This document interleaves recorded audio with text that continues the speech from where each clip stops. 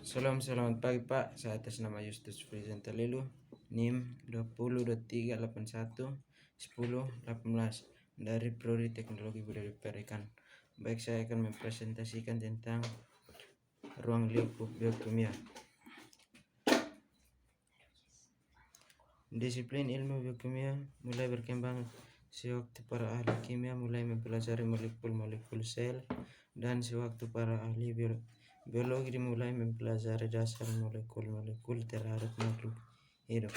Dengan demikian, mempelajari biokimia berarti harus memiliki pemahaman yang cukup mengenai ilmu kimia dan biologi, terutama kimia karbohidrat, lemak, protein, asam nukleat, enzim, dan vitamin. Prinsip dasar biokimia adalah bahwa setiap aspek kehidupan melibatkan reaksi kimia antara molekul-molekul biologis. Biokimia seperti namanya, biokimia adalah kimia dari makhluk hidup. Biokimia mempelajari molekul-molekul dan reaksi kimia terkatalisis oleh enzim yang berlangsung dalam semua organisme.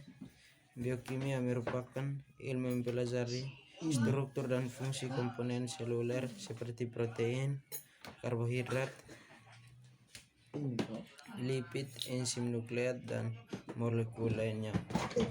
Saat ini, biokimia lebih berfokus secara khusus oleh karena itu, biokimia menjembatani antara ilmu kimia, ilmu mempelajari tentang struktur dan interaksi atom dan molekul, dengan ilmu biologi, ilmu mempelajari tentang struktur dan interaksi sel dan organisme.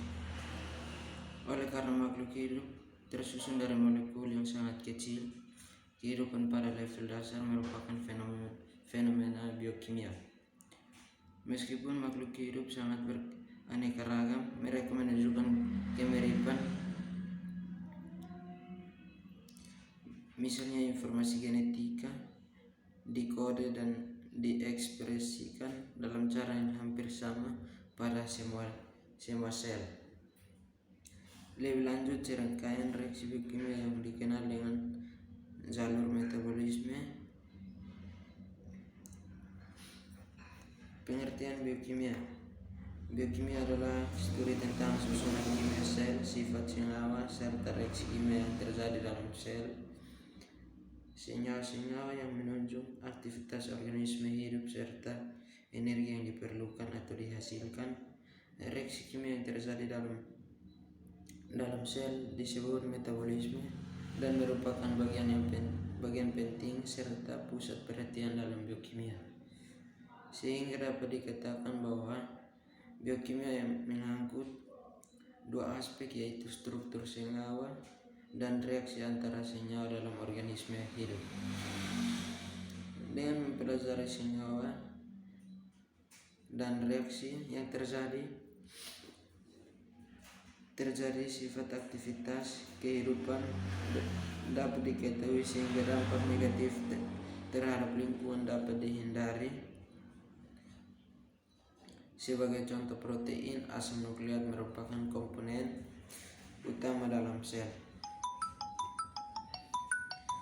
Sejarah dan asal mula timbulnya biokimia. Istilah biokimia ditemukan oleh Karl ahli kimia Jerman 1903. Dikemukakan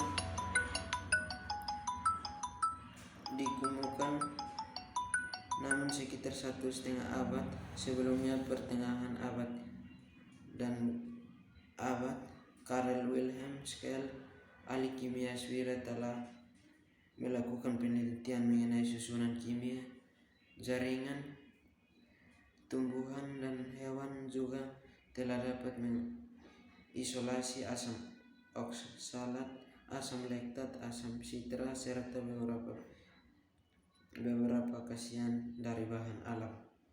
Biokimia memperoleh bentuk yang nyata sebagai suatu bidang studi pada awal abad ke-9 melalui penelitian Friedrich Weller 1828 menunjukkan bahwa urea, suatu senyawa yang terdapat di dalam urin, ternyata dapat dibuat dalam laboratorium dengan jalan memusnahkan alkali sianat dengan garam amino. Selanjutnya, metabolisme yang terjadi dalam sel dapat pula dilakukan dalam laboratorium, termasuk reaksi-reaksi yang menggunakan enzim dapat biokatalis yang mempercepat keberlangsungan reaksi biokimia tersebut. Perkembangan biokimia. Dulu biokimia dipandang sebagai cabang dari ilmu fisiologi, kesehatan atau pengobatan, dan ilmu kimia organik. Semenjak tahun 1940-an, biokimia berkembang dengan pesatnya bakat perkembangan ilmu yang lain, mampu menciptakan alat-alat analitik yang sangat peka dan menghasilkan bahan-bahan pelacak isotopik sehingga memungkinkan para ahli untuk lebih mendalami dan dapat menerangkan fenomena-fenomena biologik.